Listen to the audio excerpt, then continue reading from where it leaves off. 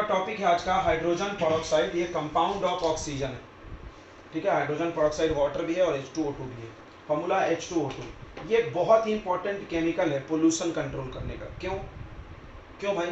तो आपको एक बात याद रखना चाहिए, आपको बता रहे हैं, आगे पढ़ोगे तो, कि H2O2 जब भी रिएक्शन करने जाएगा किसी भी रिएक्शन में, तो ये खुद काहे में बदलेगा? तो ये दो ही पॉसिबिलिटी है।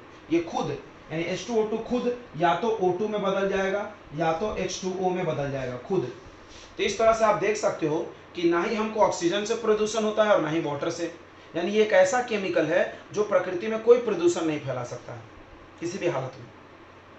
और ऐसे ही केमिकल के इस्तेमाल को हम लोग ग्रीन केमिस्ट्री बोलते हैं। समझ में आया? ग्रीन केमिस्ट्री यानी केमिस्ट्री में ऐसा रिएक्शन, ऐसा केमिकल यूज किया जाए जिससे प्रकृति को कोई नुकसान नहीं हो।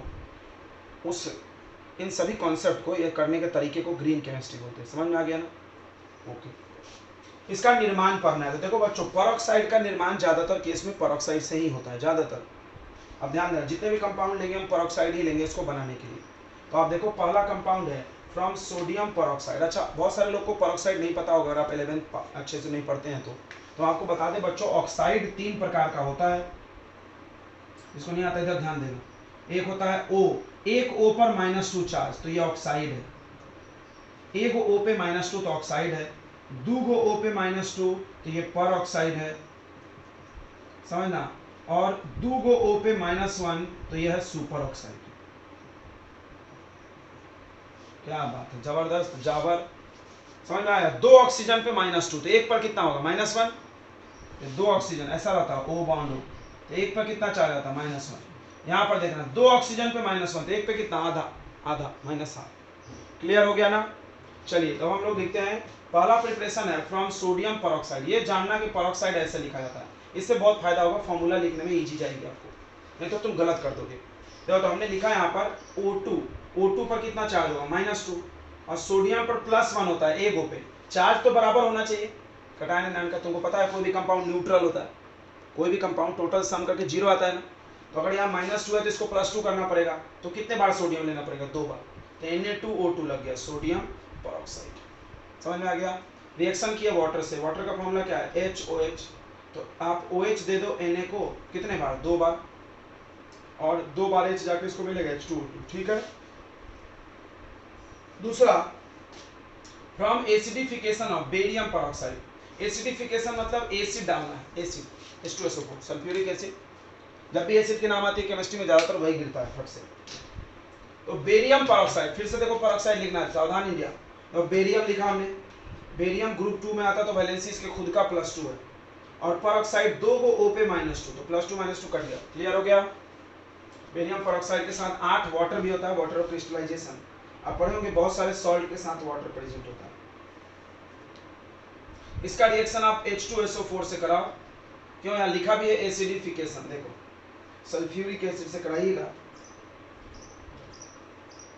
ये बन जाएगा बेरियम सल्फेट।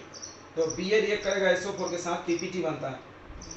BaSO4 आप बचपन में पढ़ोगे, प्रेसिपिटेट है, पढ़े है ना? व्हाइट कलर का प्रेसिपिटेट होता है बच्चों। और उसके बाद बनेगा हाइड्रोजन पेरोक्साइड, H2O2 के साथ जाएगा तो H2O2, और ये 8 गो वाटर गर्म होके उड़ जाएगा, इवापोरेशन, ये वेपर। तो आप देख सकते हैं एसिडिफिकेशन ऑफ बेरियम पेरोक्साइड, ठीक है। यहाँ पर नोट लिख लो, या ऐसा लिख लो, if H3PO4, if H3PO4, H3PO4 का नाम क्या है? H3PO4 का नाम 10 बार बताते हैं, बताओ। Phosphoric acid. इसका एक और नाम है ऑर्थोफॉस्फोरिक एसिड। आपके डीपीपी में सबसे ज्यादा क्वेश्चन इस पे दिखे मेरे को, ऑर्थोफॉस्फोरिक एसिड। याद आ रहा है? 3-4 क्वेश्चन तो पक्का होगा, है कि नहीं है? हाँ ना बोलो। ऑर्थोफॉस्फोरिक एसिड लिखा है। तो फॉस्फोरिक एसिड H3PO3 यूज किया आपने, अगर आपने H3PO3 यूज किया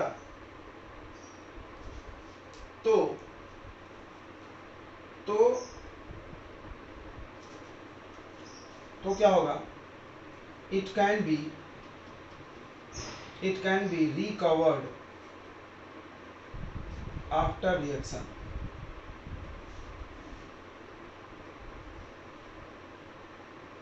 मतलब इसको रिएक्शन के बाद फिर से प्राप्त किया जा सकता है, रिकवर समझता है, वापस निकालना। देखिए ध्यान से, अगर आपने BaO2 के साथ H3PO4 डाला होता, अब हम 8H2O नहीं लिख रहे हैं, कोई मतलब नहीं, यहाँ लिखो, यहाँ प्लस करके उड़ा दो, बात तो एक ही है, दोनों निकल गया सेम से। और आप इसलिए यूज करते हैं, जैसे यहाँ पे H2SO4 यूज किया, तो फिर से BA किसके साथ रिएक्ट करता है, PO4 के साथ। जैसे यहाँ पर BA किससे रिएक्ट किया है, SO4, क्योंकि इसमें प्लस चार्ज और इस पे माइनस चार्ज है, डबल डिस्प्लेसमेंट टाइप का।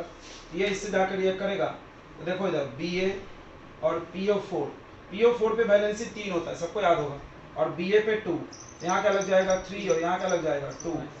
बेरियम फॉस्फेट, इसका नाम क्या है, बेरियम फॉस्फेट।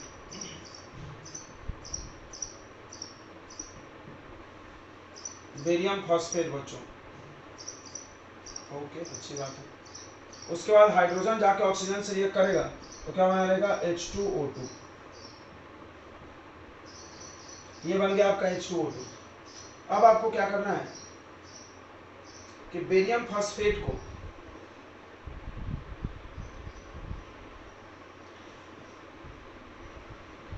H2SO4 से रिएक्ट करा देना है।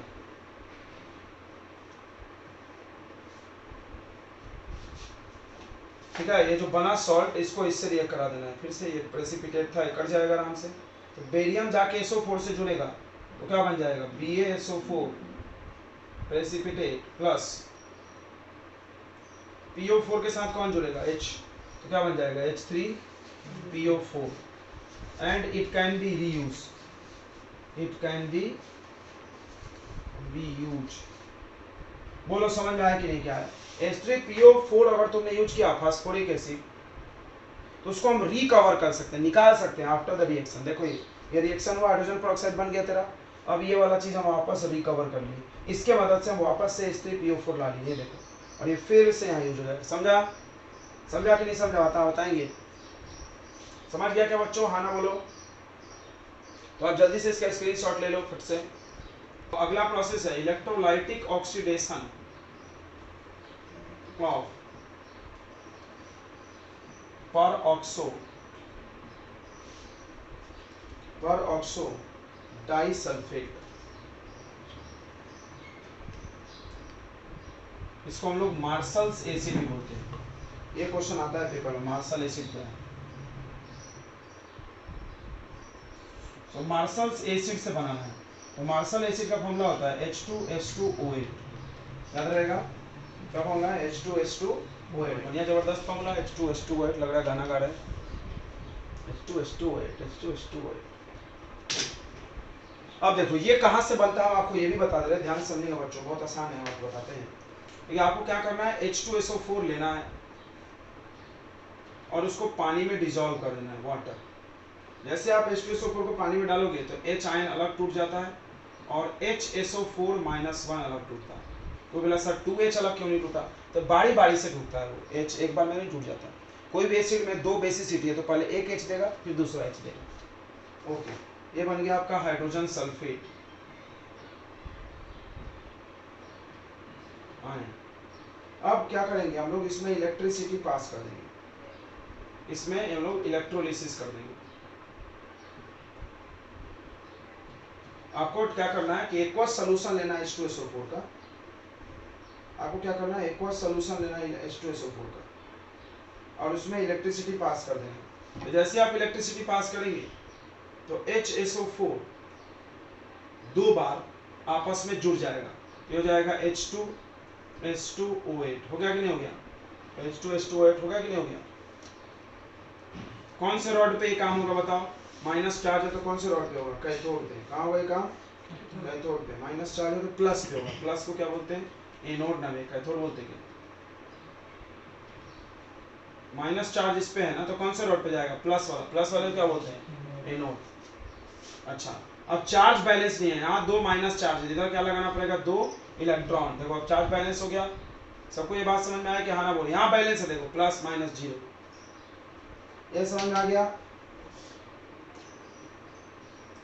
और H प्लस कहाँ चला गया होगा, H प्लस, जैसे दोनों निकला, इसका हम इलेक्ट्रोलिसिस कर रहे हैं, H प्लस चला गया होगा, 2H प्लस है, दो गो इलेक्ट्रॉन ये वाला लिया होगा और वो बना लिया होगा हाइड्रोजन गैस। ये कहाँ हुआ होगा? At cathode. एट, यानी आपको करना क्या है बच्चों? कुछ नहीं करना है, आपको H2SO4 का सोल्यूशन लेना, उसमें 2 रॉड डाल के इलेक्ट्रिसिटी पास कर देना, ये बन जाएगा। अब ये H2SO8 जो है वो टूटेगा, वो टूटेगा, ठीक है। H2SO8 आपका टूटेगा। इसका स्ट्रक्चर ऐसा होता है, देखो तो ध्यान से। इसका स्ट्रक्चर होता है HOS double bond O double bond O S double bond O OH। कहीं से भी टूटे, यहाँ से टूटेगा, यहाँ से टूटेगा, तो आप ध्यान दो, ध्यान दो बच्चों। यहाँ से मान लो टूट गया, तो इधर क्या बनेगा? इधर बनेगा H, कितने बार O है इधर? H2SO8, ठीक है। इसको वाटर दे दो, वाटर, क्या दे दो इसको? वाटर। वाटर HOH में टूटता है, ये भी टूटेगा यहाँ से। देखो तो O वाले को H मिलेगा और सॉरी O वाले को H मिलेगा, समझ में आ रहा है क्या? एक तरफ OH जुड़ेगा जाके और एक तरफ क्या जुड़ेगा? H। तो समझ में आया कि ये इसका स्ट्रक्चर है H2S2O8। H2S2O8 का ही नाम क्या है? Marshall acid. तो मैंने लिखना भूल गया, ये कौन सा एसिड है? Marshall acid.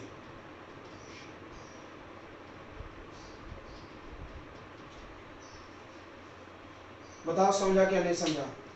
इसमें आप प्लस वाटर डालो, ये ऐसे टूट रहा है, देखो H2, तो यहाँ का एक H और यहाँ का एक H, H2SO 1 2 3 4 और बस 4 H2SO4 प्लस इधर देखो H2, ये भी H2 हो गया, S 1 2 3 4 5, ऑक्सीजन कितना हो गया? 5, H2SO4 H2SO5। बोलो समझा कि नहीं समझा? इतना बता दो। इसको क्रायो एसिड बोलते हैं, इसको सल्फ्यूरिक एसिड बोलते हैं, बताइए तुमको। अब क्रायो एसिड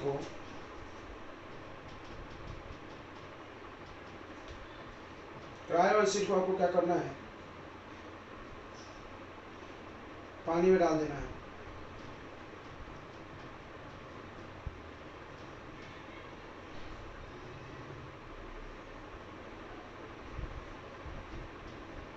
अब देखो इधर, यह टूटेगा HOH, ये दोनों मिला के इसको तोड़ दो, देखो यह टोटल मिला के कितना होगा? H4SO, ऐसा होगा ना। ये दोनों मिलके बन जाएगा H2SO4। क्या बन जाएगा? H2SO4 plus H2O। तो यहाँ का H2 और यहाँ का एक O, यहाँ का एक O, H2O2 हो गया कि नहीं हो गया? समझ में आया क्या? बताएंगे बच्चों, आगे समझ में। फिर से हम आपको इसको समझा देते हैं, देखो ध्यान से।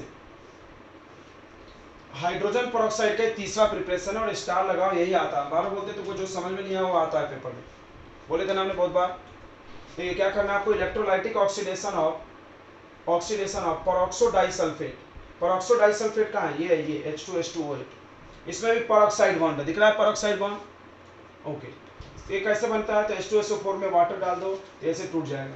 ये वाला जाएगा, माइनस वाला प्लस रॉड पे जाएगा और खुद में खुद से जुड़ जाएगा और ऐसा बना लेगा। फिर हाइड्रोजन जाएगा, ये जो हाइड्रोजन है प्लस रॉड पे जाएगा और हाइड्रोजन गैस बनकर उड़ जाएगा। चलो इसकी कहानी तो खत्म हो गई। अब इसकी शुरू आ गई। इसमें वापस से वाटर डाल के इलेक्ट्रोलिसिस कर दो, वाटर डाल दो इसमें। जैसे वाटर डालोगे तो ये बॉन्ड यहाँ से टूट जाएगा। हाइड्रोलिसिस बोलते हैं इसको। पानी डालने को क्या बोलते हैं हम लोग? हाइड्रोलिसिस। क्या बोलते हैं? हाइड्रोलाइसिस। तो हाइड्रोलिसिस किए तो यहाँ से बॉन्ड टूट गया। इधर देखो 4 ऑक्सीजन, इधर देखो 5 को, राइट, वाटर के साथ मिला के।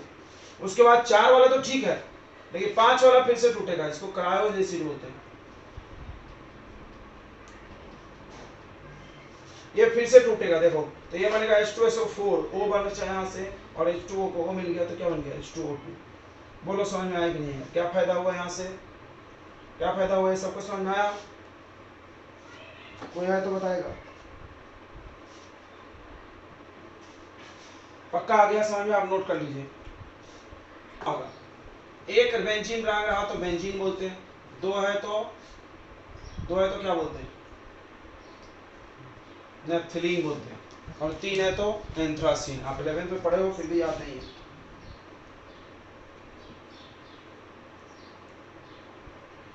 अब यहाँ पर OH लगा हुआ है,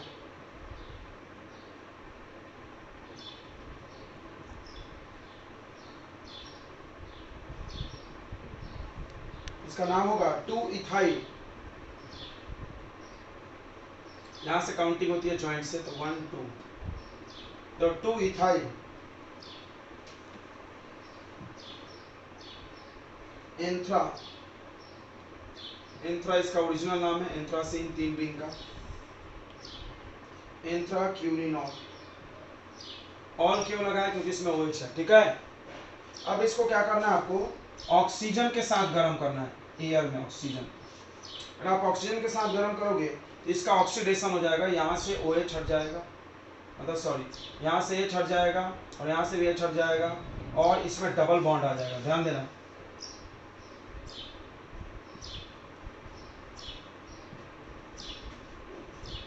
तो ये एंथ्रासाइट है, यहाँ ऐसा हो जाएगा, डबल बॉन्ड हो, डबल बॉन्ड हो, डबल बॉन्ड हो, डबल बॉन्ड हो।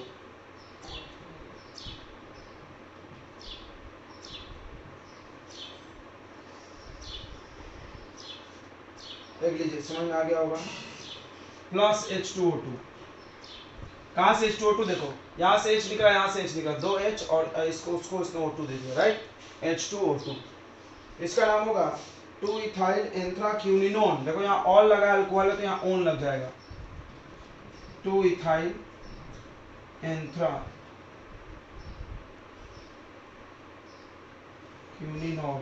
क्यूनिनोन।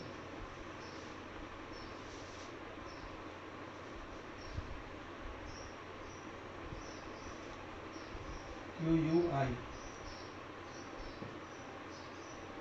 क्यूनिनोन, ठीक है। इतना समझ में आ गया। अगर आपने रिडक्शन कर दिया, हाइड्रोजन डाल दिया in the presence of lead, तो इधर जाने के लिए ऑक्सीडेशन करना है और इधर आने के लिए रिडक्शन। ये एक रिवर्सिबल रिएक्शन है, मतलब जैसे आप पंखा खरीद तो एक्सचेंज ऑफर मिलता है, इसमें भी आप बदल सकते हो।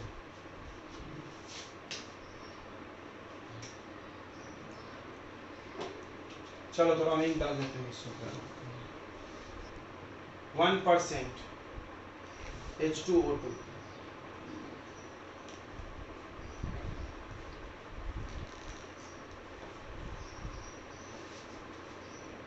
1% H2O2 मिलेगा। To get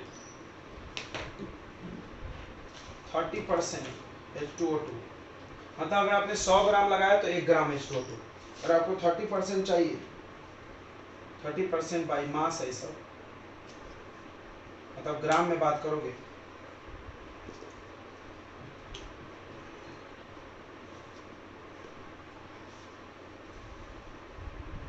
we use distillation। Distillation समझते हो, सेपरेशन बाय बॉइलिंग,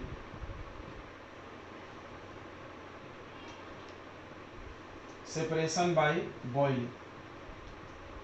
बॉइलिंग करके किसी चीज को अलग करोगे तो उसको हम लोग बोलते हैं, क्या बोलते हैं, डिस्टिलेशन। आप नहीं तो पढ़ोगे, फ्रैक्शनल डिस्टिलेशन सुने हो, अंडर रिड्यूस्ड प्रेशर,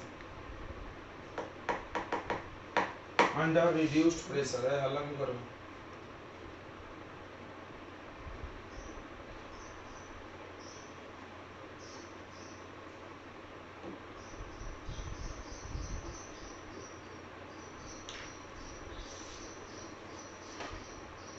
अगला, to get 85% pure H2O2, we use distillation at low temperature, at very distillation at very low pressure। ध्यान दो, इधर ध्यान से, इधर ध्यान देंगे कि अगर प्रेशर डिक्रीज होता है तो आपका फ्रीजिंग पॉइंट भी डिक्रीज होता है, या बॉइलिंग पॉइंट डिक्रीज होता है, जो भी बोलो। तो डिक्रीज होने से क्या होगा,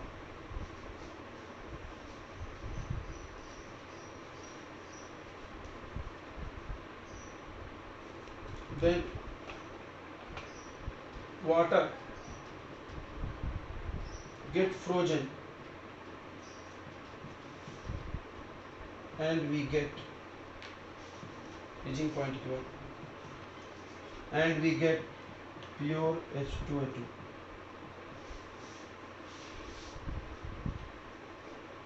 ये हो गया बच्चों निर्माण का भी था, प्रिपरेशन में था, ठीक है, नोट कर लो। प्रॉपर्टीज ऑफ H2O2 सभी लोग ध्यान देंगे। H2O2 की प्रॉपर्टी, H2O2 सबसे पहला ये लिक्विड होता है in pure state, in pure state it is, in pure state it is pale yellow color, very pale blue, pale blue color liquid। तो डॉक्टर आपको इसके हाथ में कहीं कट कुट जाता है तो इससे साफ करता है। पेल ब्लू कलर लिक्विड होता है, ठीक है। अपीयर्स कलरलेस, कलरलेस ही दिखता है। जैसे आपका पानी भी ब्लू होता है लेकिन आप हाथ में उठाओ तो कलरलेस दिखता है, थोड़ा सा लेंगे तो वैसा ही होता है ये भी, ठीक है। हल्का ब्लू कलर का होता है बट आपको कलरलेस दिखेगा, ठीक है। और ये सोलेबल इन वाटर है, सोलेबल इन वाटर, पानी में आसानी से घुल जाता बच्चों, ध्यान रखिए। इसका मेल्टिंग पॉइंट, इसका मेल्टिंग पॉइंट ध्यान से देखो, इसका मेल्टिंग पॉइंट 321 सॉरी 221 केल्विन है। कम है, बहुत कम है कि नहीं है? पानी का कितना है? 273, जीरो जीरो यानी 273, पानी से कम है इसका मेल्टिंग पॉइंट। अच्छा,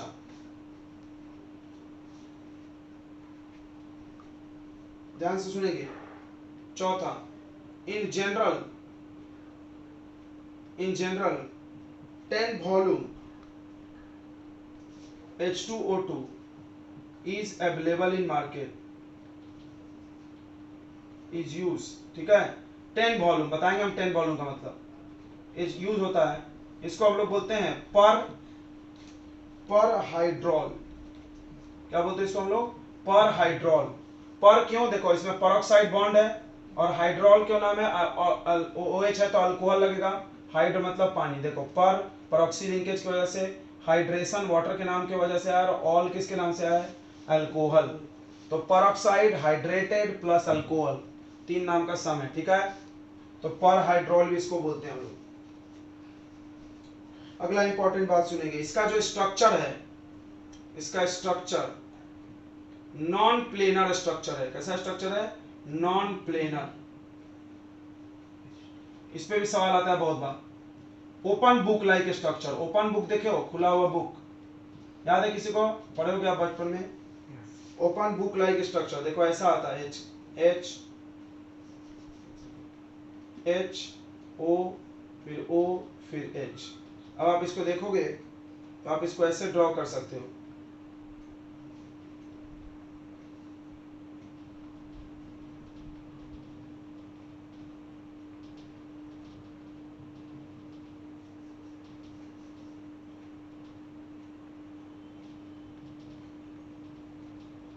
यह इसका स्ट्रक्चर दिख रहा है। ओपन बुक लाइक स्ट्रक्चर नहीं दिख रहा है? दिख रहा है क्या? हाँ ना बोलेंगे। खुला किताब जैसा स्ट्रक्चर दिख रहा है इसका।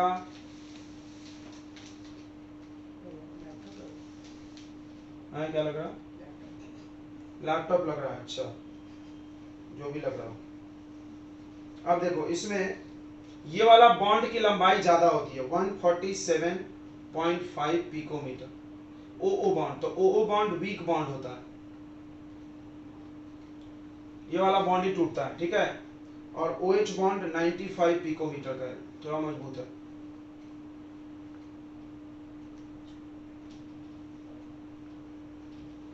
यहां पर जो OHO का जो एंगल है, ध्यान देना, इसको 94.8 है, और ये जो एंगल है दो प्लेन के बीच, ये है 111.5 डिग्री। इसको हम लोग डाईहेड्रल एंगल भी बोलते हैं, ये पेपर में आता है बहुत बार, कौन सा एंगल है ये, डाईहेड्रल एंगल।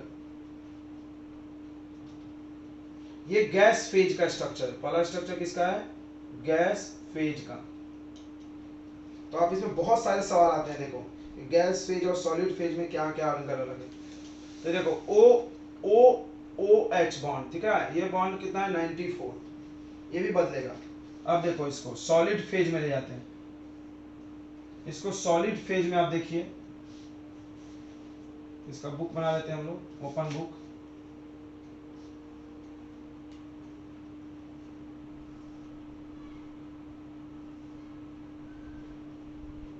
सीधा रहता है,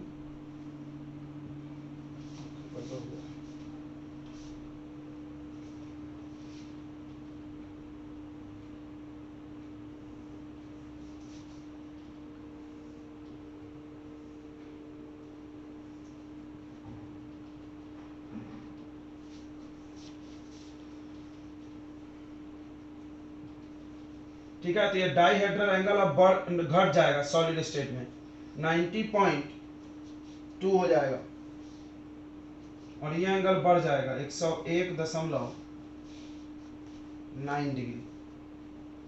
तो ये सॉलिड फेज में है। देखिए तो बहुत क्वेश्चन आते हैं यहाँ से। सबसे पहला इसका स्ट्रक्चर कैसा है, नॉन प्लेनर स्ट्रक्चर है, ओपन बुक। दो क्वेश्चन आता है, डाईहेड्रल एंगल क्या होता है। तो ये जो दो प्लेन है, जो दो, ये देखो नॉन प्लेनर, नॉन प्लेनर मतलब एक प्लेन में नहीं है, दो प्लेन है, तो आप इसको लिख सकते हो what is dihedral angle, the angle between two plane present in the structure of H2O2। H2O2 में जो दो प्लेन है उसके बीच का एंगल, ठीक है। तो वो एंगल 100 कितना है, 11 है। गैस में ज्यादा एंगल है, गैस में ज्यादा एंगल है, और सॉलिड हुआ तो एंगल कम हो गया, चिपक गया ना सॉलिड में। ओके, गैस में ज्यादा एंगल है, सॉलिड में कम है। एक्चुअली डायग्राम मेरा गड़बड़ हो गया, ऐसा होना चाहिए, ये 90 दिख रहा है, देखो एंगल कम दिख रहा है, और वो ज्यादा। वो किताब ज्यादा खुली होनी चाहिए, देखो किताब है 90 का एंगल खोलो इतना खुलेगा, 110 का खोलो इतना खुल जाएगा। तो ज्यादा खुला हुआ कौन बुक दिख रहा है, ये वाला। तो आप ऐसा कर सकते हो बनाते वक्त, ये ज्यादा खुला हुआ है तो इसको क्या लिख लो, 115 111 लिख लो, और ये गैस फेज में कर लो, ठीक है, कर लेंगे ऐसा। समझ में आ गया, स्ट्रक्चर में कोई डाउट तो नहीं है। चलिए नेक्स्ट क्वेश्चन देखते हैं। ये बॉन्ड OO बॉन्ड वीक है और ये जल्दी रिएक्ट करता है। अगला सुनो, H2O2 behaves as oxidizing, ये बहुत अच्छा सवाल आता है यहाँ से, oxidizing as well as reducing agent in both medium, ये भी सवाल आता है, acidic as well as basic.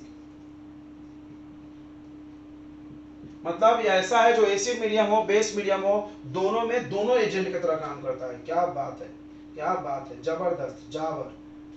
दोनों मीडियम में दोनों जैसा काम करता है। थोड़ा समझना इसको ध्यान से, थोड़ा समझना इसको ध्यान से, बहुत इंपॉर्टेंट है। तो H2O2 क्या होता है, H2O2 बदल जाता है H2O में, और H2O2 बदल सकता है O2 में भी। देखना है किसको किसको दिमाग में जा रहा है। यहाँ पर ऑक्सीजन का ऑक्सीडेशन नंबर कितना है, जल्दी बोलो, -1। यहाँ पर ऑक्सीजन का ऑक्सीडेशन नंबर 2 गो का -2 है, तो 1 गो का -1 है, और यहाँ पर ऑक्सीजन कितना हुआ, -2। तो आप देखो ऑक्सीजन का ऑक्सीडेशन नंबर क्या हुआ है, घट गया, तो ऑक्सीडेशन नंबर डिक्रीज हो गया। तो जब ऐसा होगा तो बताओ, ये खुद का रिडक्शन करा लिया। जब ऐसा होगा, कैसा हो रहा है, क्या हो रहा है, रिडक्शन हो रहा है, खुद का रिडक्शन करा लिया, तो कौन सा एजेंट की तरह बिहेव करेगा ये,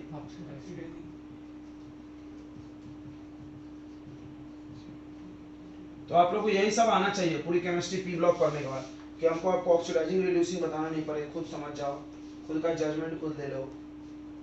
अच्छा, जब ये रिड्यूसिंग बनने जाएगा मुंह उठा के, तो ये क्या बनेगा, O2 बनेगा, बिकॉज अभी -1 से 0 हो गया, ठीक है। आप यहाँ लिख लेना कि जब ऐसा होगा, यानी अभी क्या हो रहा है, ऑक्सीडेशन हो रहा है, अभी इसका खुद का क्या हो रहा है, ऑक्सीडेशन बढ़ गया ना, -1 से 0 बढ़ गया। जब बढ़ गया तो ये कौन सा एजेंट बनेगा भैया, रिड्यूसिंग एजेंट। तो याद रखो, अभी हम थोड़ी देर पहले बोल रहे थे ना, चैप्टर के शुरुआत जब हमने टॉपिक का किया तो ये बोल रहे थे H2O2 या तो वाटर बनेगा या तो ऑक्सीजन, और दोनों बनेगा ही। एक बार वो ऑक्सीडाइजिंग एजेंट भी बनता है, रिड्यूसिंग एजेंट, दोनों बन जाता है। दोनों प्रकार के मीडियम में रिएक्ट करता है, एसिडिक भी और बेसिक में। चलिए तो हम लोग आगे बढ़ते हैं, आगे बढ़े, मिटा दें, इतना नोट कर लिए, फट से बोलो।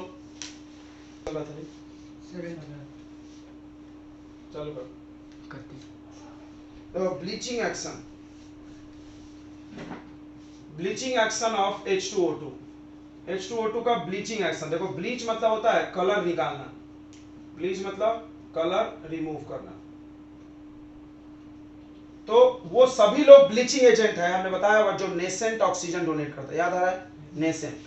तो ये भी वैसे ही करता है, H2O2 को जब आप रिएक्ट कराने जाओगे तो ये ऐसा टूट जाएगा, H2O प्लस नेसेंट ऑक्सीजन, इसीलिए तो ऑक्सीडाइजिंग एजेंट है।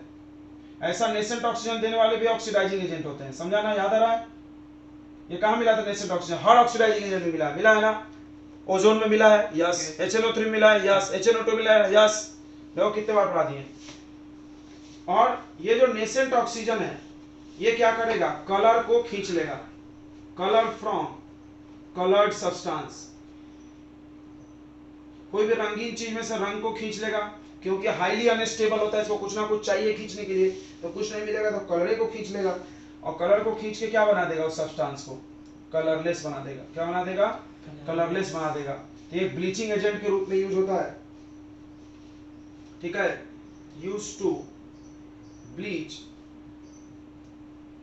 यहाँ पे क्या क्या ब्लीच करेगा, नॉन लिविंग चीज, हेयर भी ब्लीच करता है, सिल्क, वूल, कॉटन, देखो बहुत सारे लोग आजकल बाल भी ब्लीच करा रहा है, देखोगे ना, व्हाइट व्हाइट करा लेता है, देखोगे ऐसे व्हाइट झुलफा मरवा लिया, तो व्हाइट झुलफा इसी से होता है, ब्लीचिंग एजेंट मार दो। स्किन पे यूज मत करना, do not use it on skin directly, because नुकसान होता है यहाँ पे थोड़ा इससे।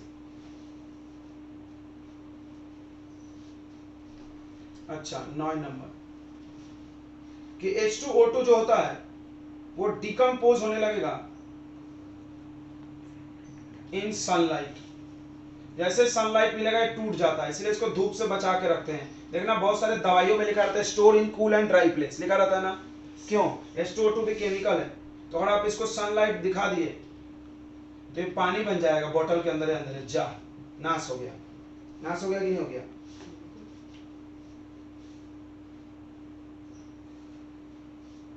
अगर अच्छा इफ H2O2 is stored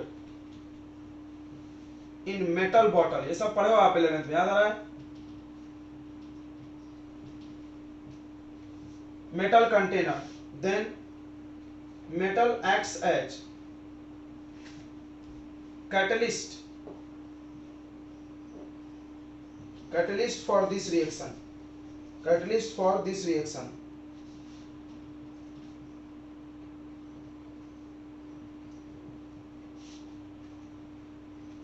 ठीक है, इसीलिए इसको हम लोग क्या करते हैं,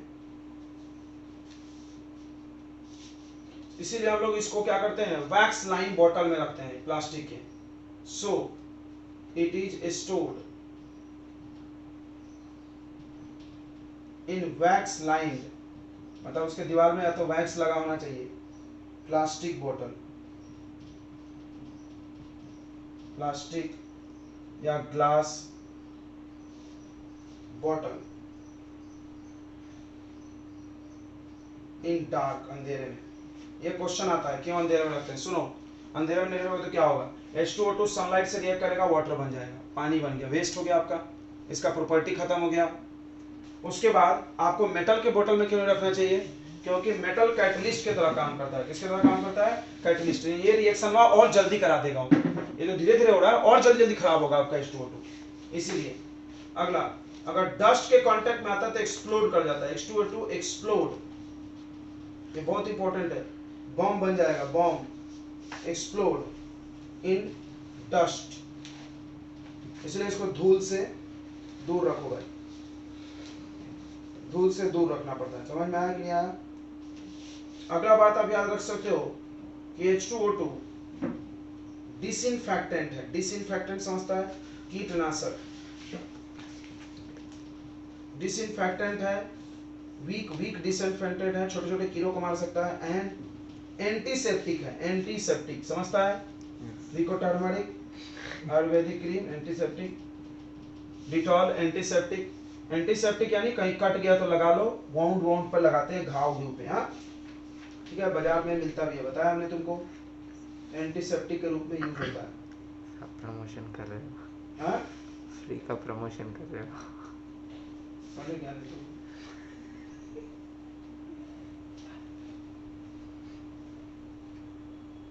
क्वेश्चन कॉमन कैसे क्वेश्चन होता है, कैलकुलेट द स्ट्रेंथ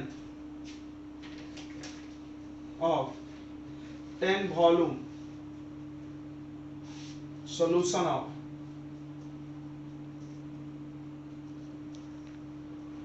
तो बाजार में मिलता है तो ऐसा लिख के मिलता है, मतलब जैसे आप कोई चीज खरीदते जाओ बाजार में केमिकल तो उसमें परसेंट लिखा होता है, 50%, 60% प्योर, ये वैसा नहीं लिखा था, ये ऐसा लिखा था 10 वॉल्यूम, 5 वॉल्यूम, 3 वॉल्यूम। क्या मतलब है इसका?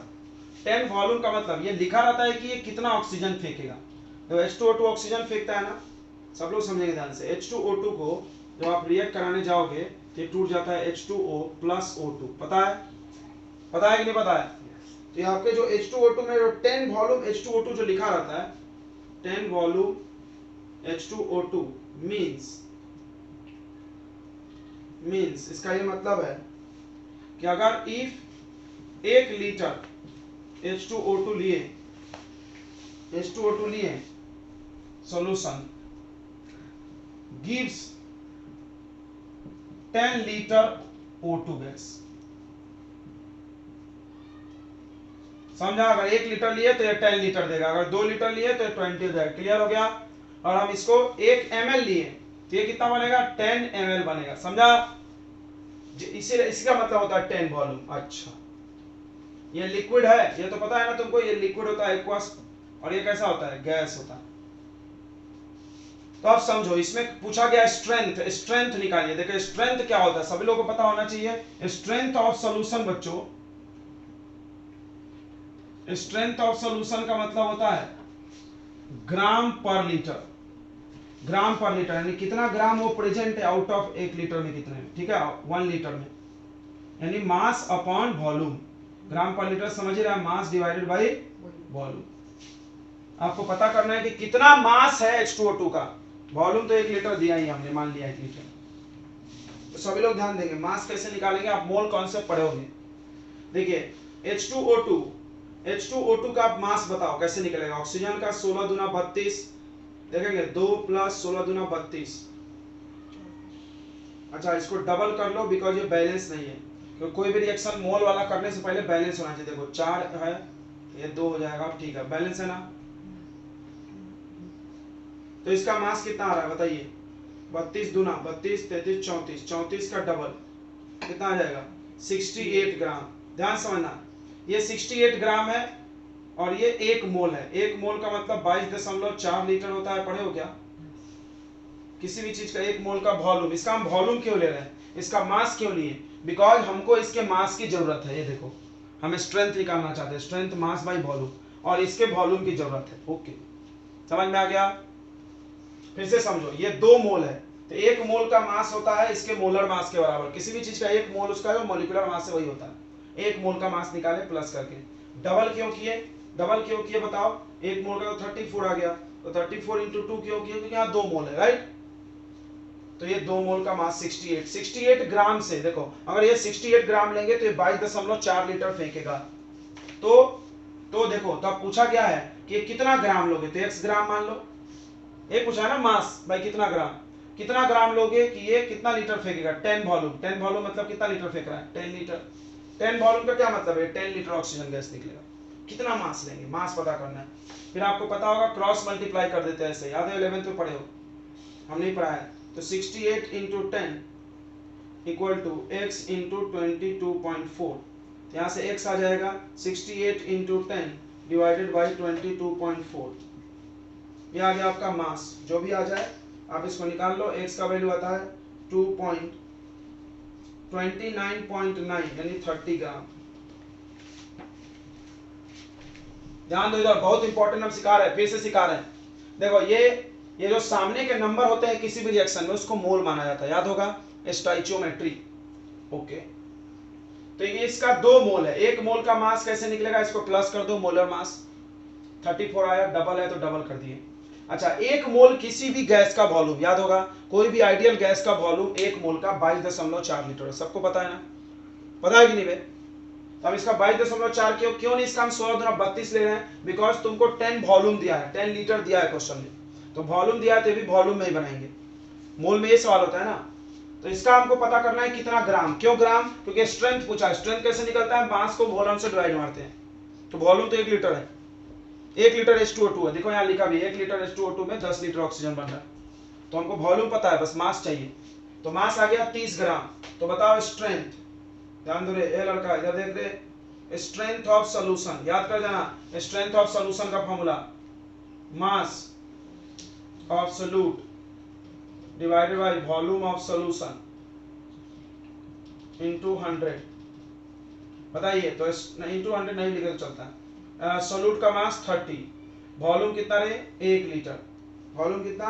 1 लीटर, ये कितना आ गया आंसर बताओ? 30 ग्राम पर लीटर।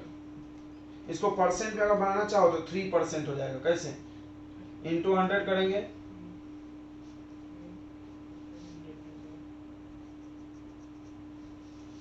ठीक है, और 1 लीटर है तो आई थिंक डिवाइडेड बाय 1000 भी कर देंगे, 1000 ml, तो ये 3% आएगा, छोड़ दो, इसी को हम लोग 3% बोलते हैं, 3% H2O2। ये समझ में आ गया कैसे बना है? कोई डाउट है? आप 11th में भी था ये।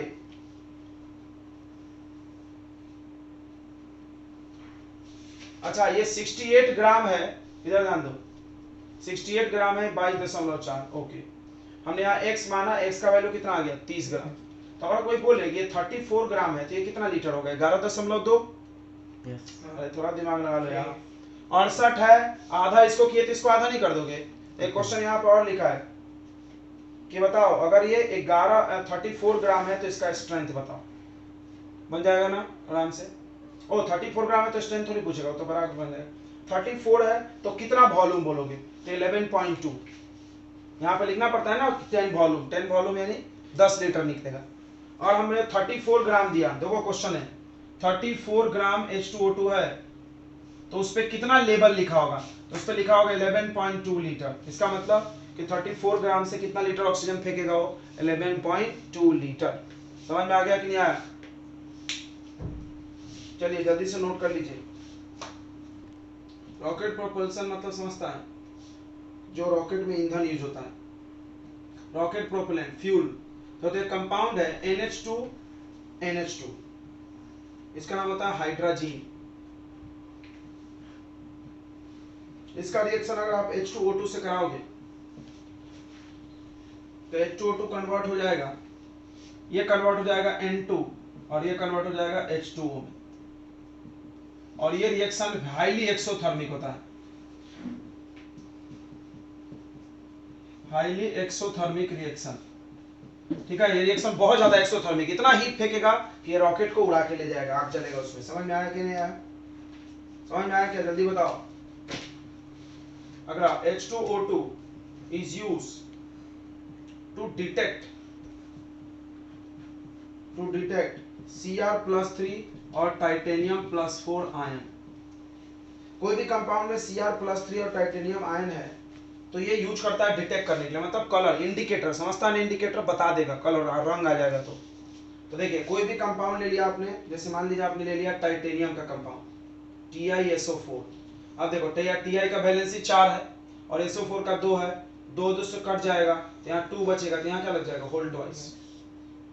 इसका रिएक्शन आप H2O2 से कराओगे in the presence of H2O, तो ये बना लेगा बच्चों H2TiO4, ठीक है। H2TiO4 ये येलो ऑरेंज कलर का होता है,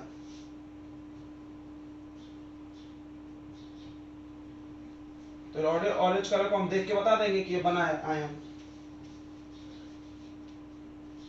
इसका नाम होता है पर लगाया मतलब परऑक्साइड बॉन्ड होगा, नहीं टिटेनिक एसिड, टाइटेनियम से टिटेनिक एसिड, टिटेनिक अच्छा नाम लग रहा है। हाँ टाइटेनिक हो गया, ये फीलिंग बना हुआ टाइटेनिक एसिड, एक बार में याद हो गया तो क्या Yes. टाइटैनिक फिल्म पर फेमस हो गया H2SO4 प्लस। तो ये इस्तेमाल हो गए इनके, ठीक है। ग्रीन केमिस्ट्री में तो इस्तेमाल बता ही दिया ना Yes. कि पोल्यूशन फ्री है। Yes. अच्छा अगला सुन लो कि ये ऑक्सीडाइजिंग एजेंट है ना, ऑक्सीडाइजिंग एजेंट है कि नहीं है, बोल नहीं रहे सब, बोलो यार सो है का रे। ऑक्सीडाइजिंग एजेंट है, एसिडिक मीडियम में भी है और रिड्यूसिंग, एसिडिक मीडियम में है और बेसिक मीडियम में भी। देखो इधर इधर सभी लोग ध्यान देगा। तो आप इसका रिएक्शन लिख लेना खुद से घर से जाके। H2O2 एसिडिक मीडियम में भी ऑक्सीडाइज करता है और बेसिक मीडियम में भी।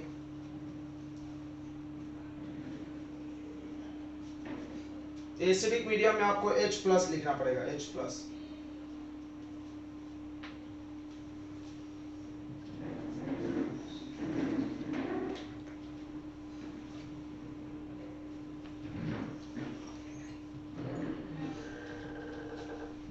तो एसिडिक मीडियम में खुद रिड्यूस हुआ, समझ में आया, दिख रहा है ना।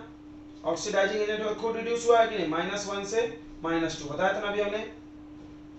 तो आपको इसमें ऑक्सीडेशन कराना है। देखो PbS का ऑक्सीडेशन होगा, बताओ कहां जाएगा, 10 बार पढ़ा हो कल हमने, PbSO4। ये दोनों रिएक्शन को ऐड करके लिखना है, लिख लोगे। Yes.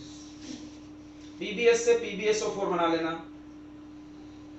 और नहीं तो तुम इसको ऐसे लिख लो। देखो H2O2 गिव्स दो बार H2O प्लस नेसेंट ऑक्सीजन। कितने बार नेसेंट ऑक्सीजन थे, 2 बार। देख लो तो 4 है, 2 यहाँ गया 2 यहाँ गया, सही है। एक ये रिएक्शन लिख लो और उसके बाद ये वाला लिख लो, PbS, इसको नेसेंट ऑक्सीजन दे दो और बना दो PbSO4। बैलेंस करो, यहाँ कितने बार ऑक्सीजन लगेगा बताओ, 4 बार। ये रिएक्शन कितने बार चाहिए, 2 बार, है ना, क्योंकि एक बार में 2 निकला तो 4 बार में। अब इसको ऐड करके लिख दो, कर लोगे ऐसा? Yes. कर लेंगे पक्का। तो आप आपका होमवर्क है ये, घर से करके लाना, हम बता देना किसको किस में करता है, ऐसे ऐड कर करके। देखिए पहला आपका ए ये हो गया, बी हो जाएगा NaNO2। बताओ ये तुम जानने हो यार, NO2 को काय में करता है ये, NaNO3। गुड। Ki को काय में करता होगा बताओ, Ki को काय में करता होगा, झट से बता दो, I2। Very good very good. H2S को काय में करता होगा, जल्दी बोलो, S, सल्फर। वेरी गुड, अब तो याद हो गया तुम लोग का। E ये वाला कल मिला था, ये IIT में भी आया हुआ है, देखो FeCN6, याद आ रहा है? Yes. इसका नाम था पोटेशियम फेरोसाइनेट। K3 कर देगा।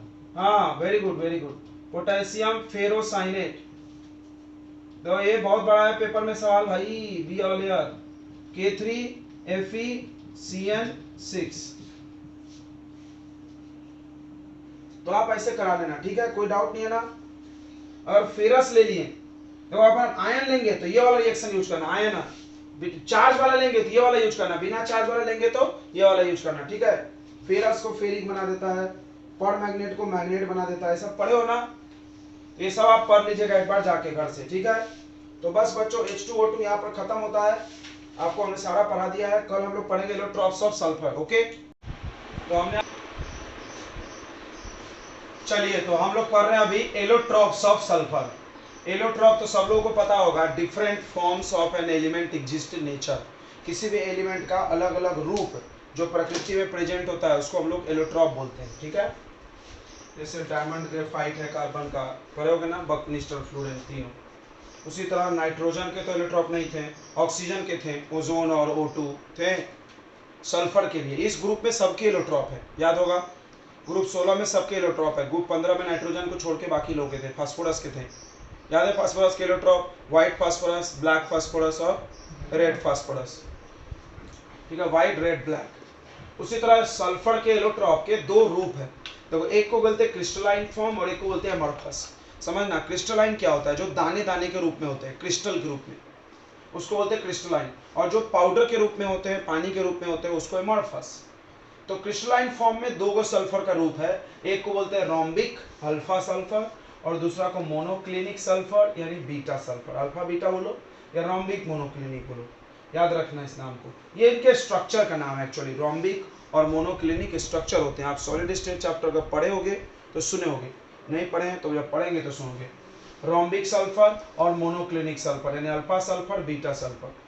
ठीक है। अब इसके अमॉर्फस के 3 फॉर्म है, plastic sulphur, milk of sulphur, colloidal sulphur. ये अमॉर्फस फॉर्म है। आपसे कोई 2 इलेक्ट्रॉन का नाम पूछे तो आप यही वाला बताना, ज्यादातर क्रिस्टलाइन वाला। अब हम लोग अल्फा और बीटा सल्फर में डिफरेंस देखेंगे, ध्यान देंगे। अल्फा सल्फर, ये अल्फा को बोलते हैं रोम्बिक, याद रहेगा ना, और बीटा सल्फर।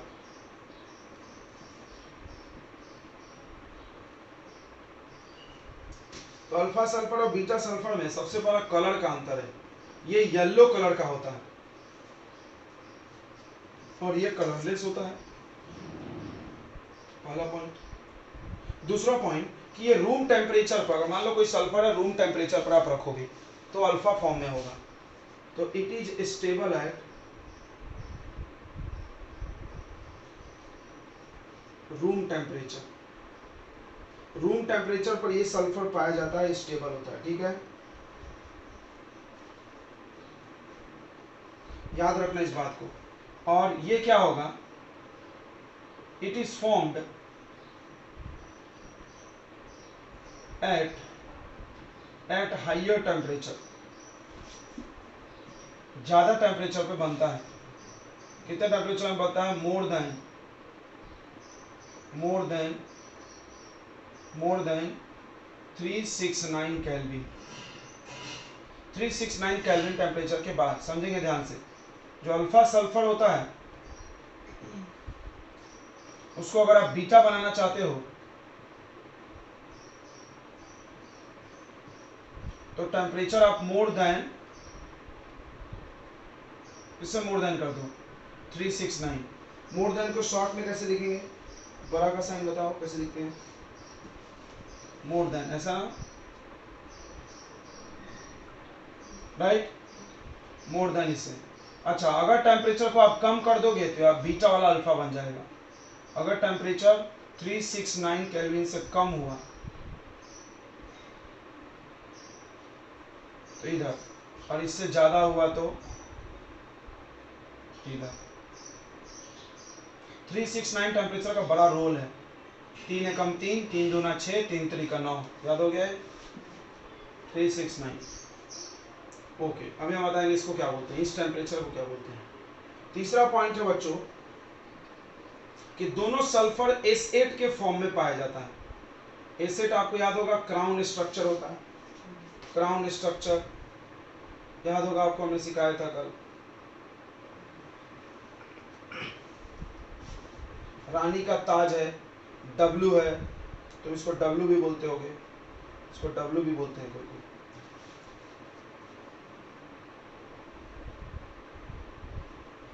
ये एसिड का स्ट्रक्चर है, ठीक है, 5 ऊपर 3 नीचे, ये भी एसिड के फॉर्म में पाया जाता है।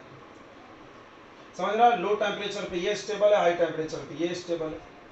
टेम्परेचर कम रहेगा तो अल्फा का रूप होगा, टेम्परेचर ज्यादा रहेगा तो बीटा के रूप में रहेगा। मेल्टिंग पॉइंट की अगर बात करो तो इस सल्फर का मेल्टिंग पॉइंट कम है, 385 केल्विन लेस है, और इसका मेल्टिंग पॉइंट मोर है, ये 3 कितना है बच्चों, 3 बताइए, 393। अच्छा, एक टर्म है बच्चों स्पेसिफिक ग्रेविटी, सुने होंगे, स्पेसिफिक ग्रेविटी आप सुने होंगे, रिलेटिव डेंसिटी भी इसको बोलते हैं। स्पेसिफिक ग्रेविटी को क्या बोलते हैं, रिलेटिव डेंसिटी। इसका स्पेसिफिक ग्रेविटी 2.06 है, इसका स्पेसिफिक ग्रेविटी 1.98 है, ठीक है, इसका कोई यूनिट नहीं होता है। चलिए, ये डिफरेंसेस है बच्चों, आप इसको नोट कर लीजिए। अब आपको 2 बातें यहाँ और समझना है, एक बोलते हैं ट्रांजिशन टेम्परेचर, किसको बोलते हैं, ठीक है, ट्रांजिशन मतलब क्या होता है, बदलना, ऐसा टेम्परेचर जिसपे अल्फा बीटा में बदलने लगे। तो ध्यान से सुनना, ध्यान से मेरी बात को सुनना कि at 369 kelvin both alpha and beta sulfur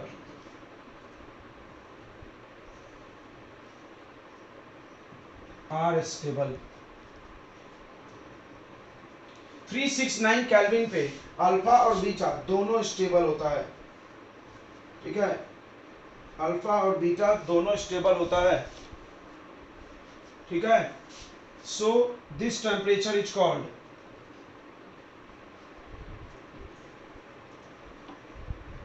transition temperature.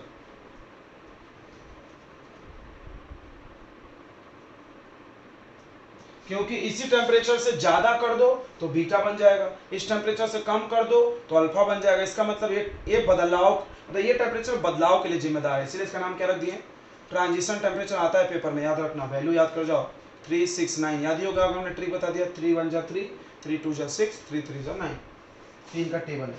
उसके बाद स्पेसिफिक ग्रेविटी, बच्चे मेरे से बार बार पूछते हैं सर स्पेसिफिक ग्रेविटी क्या है। तो एक्चुअली बच्चों स्पेसिफिक ग्रेविटी को हम लोग रिलेटिव डेंसिटी के नाम से बचपन में पढ़े होते हैं। आप याद करो 9th क्लास में आपको पढ़ाया गया होगा रिलेटिव डेंसिटी क्या होता है, डेंसिटी ऑफ एनी सब्सटेंस, किसी भी सब्सटेंस का density divided by density of water, पानी के डेंसिटी से डिवाइड कर दो तो इससे मिल जाता है रिलेटिव डेंसिटी। देखो ये भी डेंसिटी, दोनों का यूनिट एक दूसरे से कट जाएगा, तो रिलेटिव डेंसिटी का क्या यूनिट आएगा, कुछ भी नहीं। तो कोई बोला क्यों पढ़ते हो रिलेटिव डेंसिटी, तो रिलेटिव डेंसिटी बच्चों आपको बताता है कि वो चीज पानी में तैरेगा कि डूबेगा, कैसे। तो जिस चीज का रिलेटिव डेंसिटी 1 से ज्यादा है वो सब लोग डूबने वाले हैं पानी में, तो ये डूबेगा, ये भी डूबेगा, ठीक है, ये जल्दी डूब जाएगा। दिख रहा है इसका रिलेटिव डेंसिटी ज्यादा है। क्लियर हो गया, आई थिंक क्लियर हो गया होगा। अब जल्दी से नोट कर लीजिए फटाक से। तो सल्फर के बच्चों 2 रूप और होते हैं, ध्यान से देखेंगे, नोट में आप इसको लिख लीजिए। नोट में क्या लिखेंगे, सल्फर आल्सो एग्जिस्ट,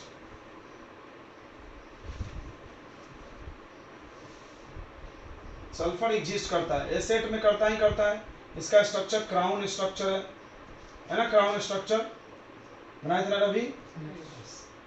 और दूसरा होता है बच्चों S6 के फॉर्म में होता है, इसका स्ट्रक्चर बच्चों चीयर फॉर्म होता है। क्या बात है, सब डिजाइन बना हुआ है यहाँ पे नहीं। और एक होता है S2,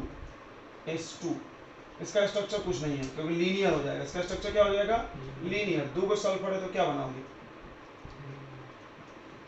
अच्छा, ये दोनों बच्चों डायामैग्नेटिक होते हैं। डायामैग्नेटिक समझता है सारे इलेक्ट्रॉन पेयर। और S2 पारा होता है, पारा पारा पारा, कैसा पारा भैया, जैसे कि O2 होता था, याद है, एक ग्रुप का एक और पारा मिला हुआ आपको, कौन मिला है, O2 इज आल्सो पैरामैग्नेटिक, ठीक है। तो आप S6 का चेयर फॉर्म देख लो, चेयर देखे हो क्या तुम्हारे घर में है, बैठे भी हैं चेयर, घर के चेयर की बात किया था।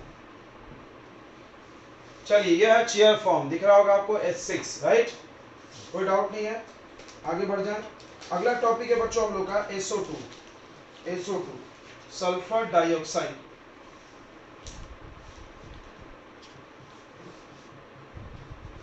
सल्फर डाइऑक्साइड बहुत आसान है, इसके बारे में पढ़ते हैं हम लोग अभी। इसके बाद आएगा ऑक्सो एसिड्स ऑफ सल्फर, फिर आएगा सल्फ्यूरिक एसिड। कल तक खत्म करना है, किसी भी हाल में नहीं, क्योंकि तुम लोग लेट आते हो यार। तो सल्फर डाइऑक्साइड का प्रिपरेशन की बात करते हैं। प्रिपरेशन में पहला पॉइंट आएगा बाय बर्निंग ऑफ सल्फर। अब सल्फर लाओ और जला दो, जैसे कार्बन जला दोगे, सल्फर को बर्निंग कर दिए, बर्निंग समझता है कंबसन। सल्फर को जला दोगे ऑक्सीजन में तो क्या बन जाएगा, SO2 गैस, खत्म। दूसरा मेथड है, दूसरा मेथड है कि सल्फाइड को, तो सल्फाइड तो याद होगा बचपन में पढ़ाया गया, ITE रहा तो क्या लिखते हैं, SO3 -2, react with sulphate. Sulphide का रिएक्शन सल्फेट में करा दो, एसिडिक मीडियम में।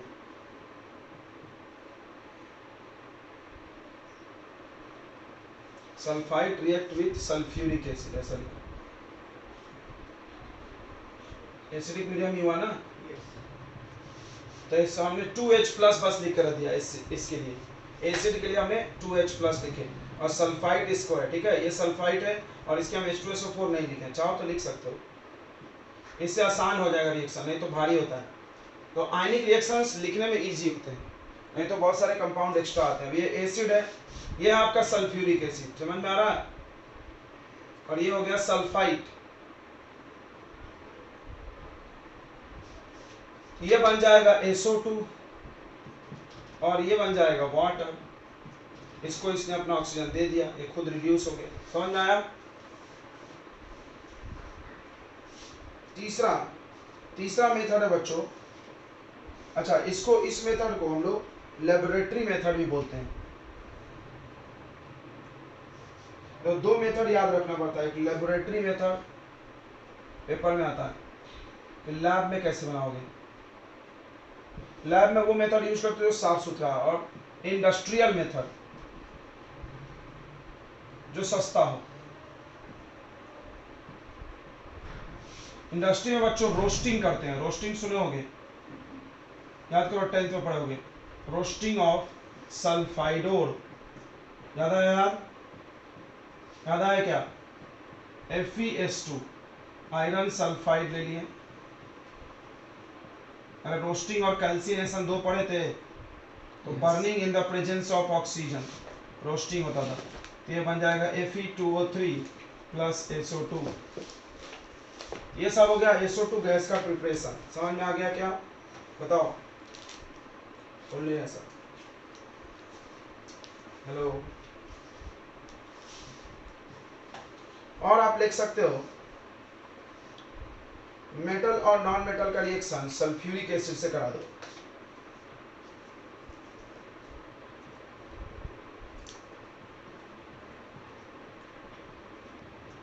Bye sulphuric acid, sulphuric acid के द्वारा बना लीजिए।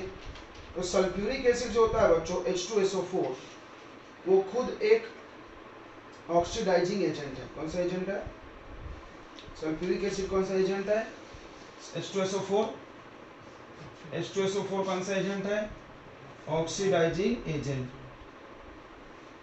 ये खुद रिड्यूस हो जाता है, ये खुद SO2 में रिड्यूस हो जाता है। सिंपली बातों को लिखा करो, ये खुद SO2 में बन जाता है। आप किसी से भी इसको रिएक्ट करा दो, किसी से भी करा दो, जैसे copper plus H2SO4, copper plus H2SO4, बस कंसंट्रेटेड रखना, याद रखना कॉन्क चाहिए, तो हो जाएगा CuSO4 copper sulphate plus SO2, ये खुद SO2 में देखो, इसको सल्फेट बनाया तो SO2 बना प्लस वाटर। क्लियर हो गया रिएक्शन, तो बताओ, हाँ ना बोलो, बोल नहीं रहे सर। मान लो हमने Ag ले लिया और H2SO4 ले लिया, जल्दी बताओ क्या बनेगा, AgSO4 plus SO2 plus water. अब एक बात ध्यान दो, ये मेटल्स हो गए सब,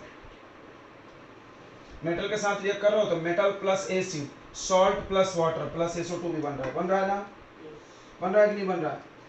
अब अगर नॉन मेटल ले लिया तुमने, देखो कार्बन,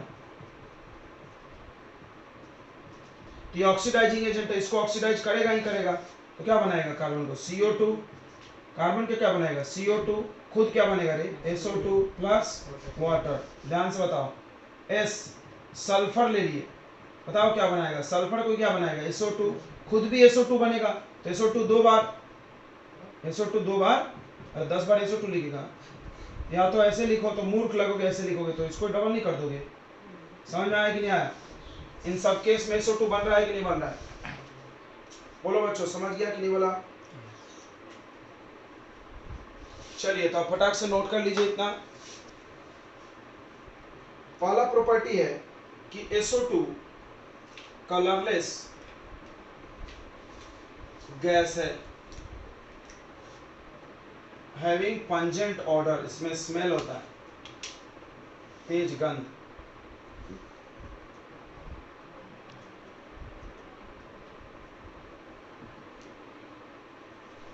तेज इसमें गंध होता है, ठीक है। उसके बाद हाईली सोलेबल इन वाटर, पानी में बहुत तेजी से घुल जाता है, क्या बनाता है घुल के, देखो तो, और SO2 को पानी में डाल दोगे तो ये जुड़ करके बना देता है एसिड H2SO3 सल्फ्यूरस एसिड। ये तीसरा पॉइंट लिखो, SO2 is acidic in nature. Acidic gas है, तुमको याद आ रहा है एसिडिक गैस में हमने इसका नाम भी लिखा होगा, नॉन मेटल ऑक्साइड एसिडिक होता है। वो बोला क्या है, बिकॉज इट प्रोड्यूस एसिड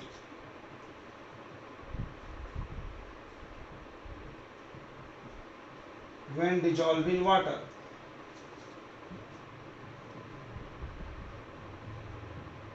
पानी में घुलेगा तो एसिड बना देगा। भाई पानी तो न्यूट्रल है, ये न्यूट्रल चीज और इसमें तुम ये डाले तो एसिडिक हो गया, इसका मतलब ये खुद कैसा होगा, एसिडिक होगा।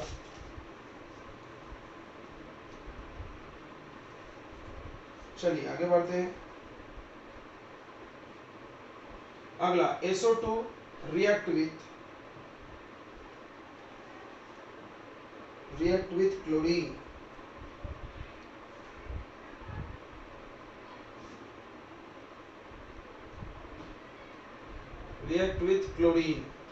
तो SO2 अगर क्लोरीन से रिएक्ट किया, कैटलिस्ट चारकोल होगा, ये बना देता है SO2Cl2। याद है इसका नाम, उस दिन बताया था हमने, सल्फ्यूराइल। कोई पूछ रहा था, याद आ रहा है क्या, सल्फ्यूराइल क्लोराइड, सल्फ्यूराइल क्लोराइड।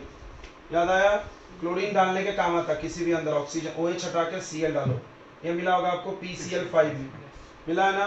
कहाँ मिला है, इतना याद रहा तुम्हारा यादाश्त बहुत ठीक है, टेंशन। अगला सुनो, पांचवा, कॉन्टैक्ट प्रोसेस। सुन लो इस बात को, बाद में मिलेगा फिर से। SO2 जो होता है वो ऑक्सीजन से रिएक्ट कर लेता है, कैटलिस्ट लगता है V2O5 वेनेडियम पेंटाऑक्साइड, तो ये बना लेता है SO3। इस प्रोसेस का नाम है कॉन्टैक्ट प्रोसेस। क्या नाम है, contact process. Okay,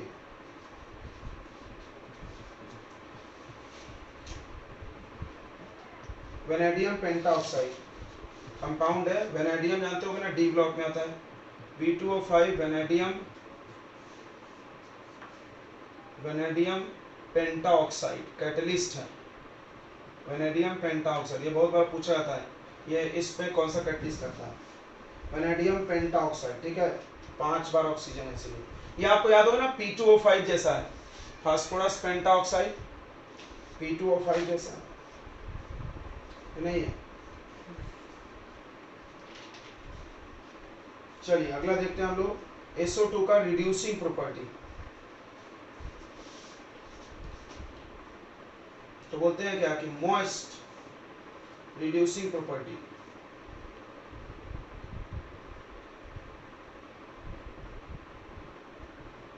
reducing property मतलब रिड्यूसिंग एजेंट। तो moist SO2 behaves as reducing agent।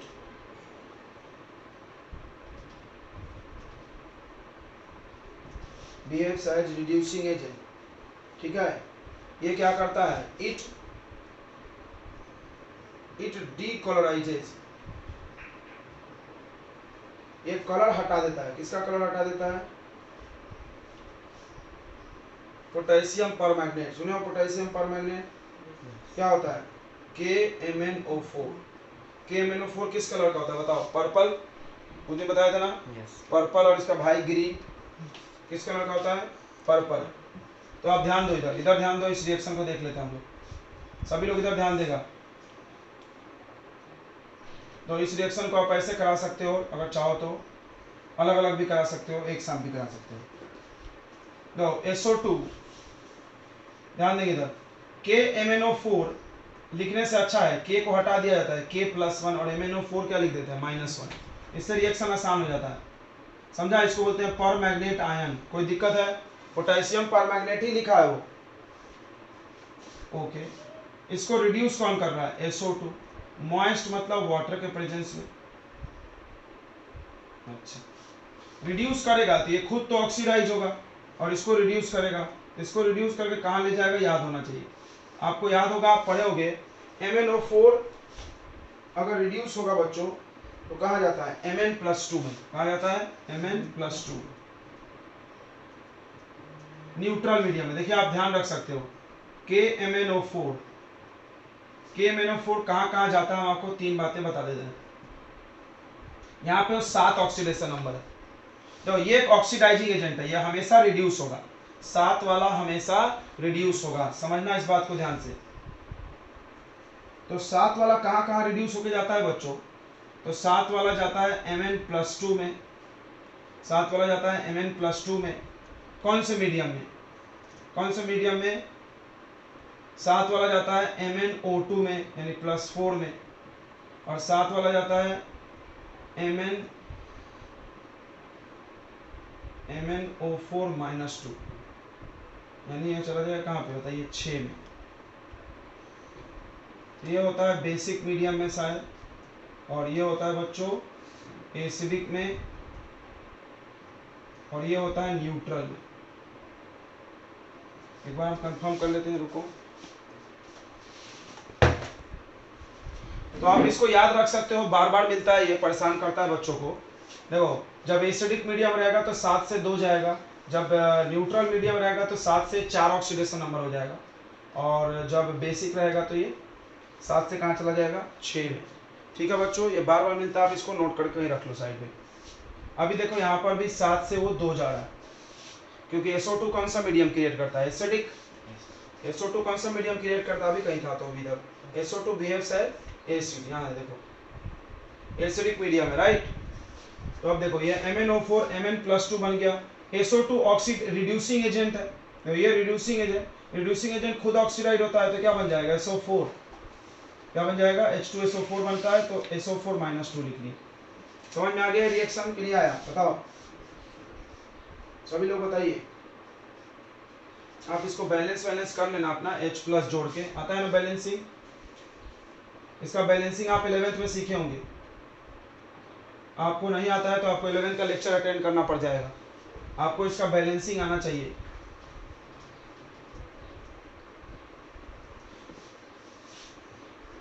ठीक है, अब अगला दूसरा है ये फेरस को, ध्यान दे इधर। तो ये क्या कर दिया आपने देखा कि KMnO4 को कहाँ रिड्यूस कर दिया, Mn+2।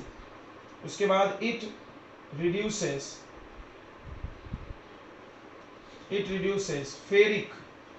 फेरिक समझता है, Fe+3। रिड्यूस मतलब घटना होता है, तो फेरिक को कहाँ ले जाएगा बताओ, फेरस। इसमें कोई रॉकेट साइंस नहीं है, Fe+3 को Fe+2 में देख लो, बहुत आसान रिएक्शन है। Fe+3, देखो हम रिएक्टेंट प्रोडक्ट लिखते जा रहे हैं, Fe+2 बढ़िया हो गया। SO2 क्या बनेगा रे, SO2 क्या बनेगा, SO4। अब आप इसको बैलेंस कर लो, देख लो किधर H+ आता है किधर वाटर आता है।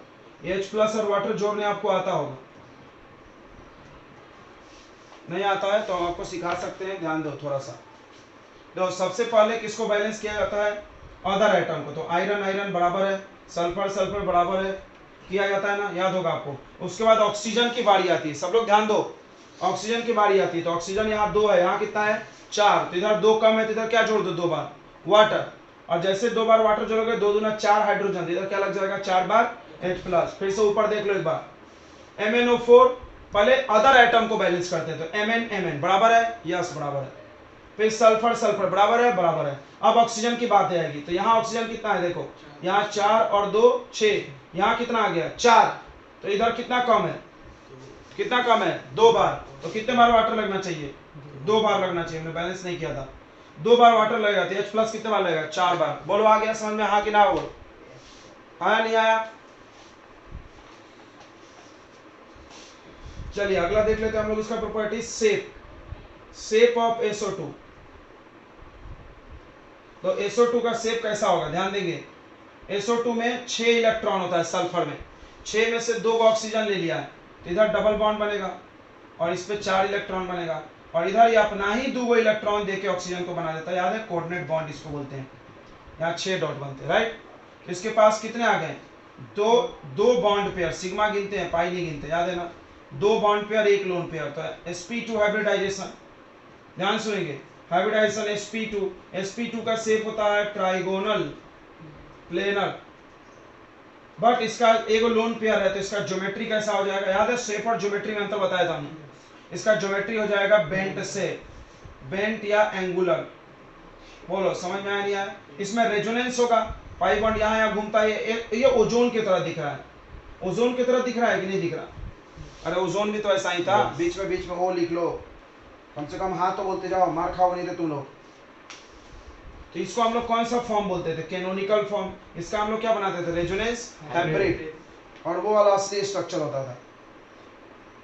चलिए तो ये SO2 की कहानी इतनी ही है। ओके, अब आगे बढ़ते हैं हम लोग कि H2S जानते होगे, हाइड्रोजन सल्फाइड। ये गैस है जिसका सड़े हुए अंडे जैसा वास है। बोले थे ना कोई गैस है,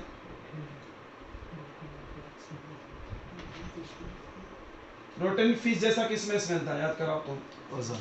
ओजोन में। किसमें था रोटन फिश? ओजोन। और किसमें था रोटन फिश जैसा?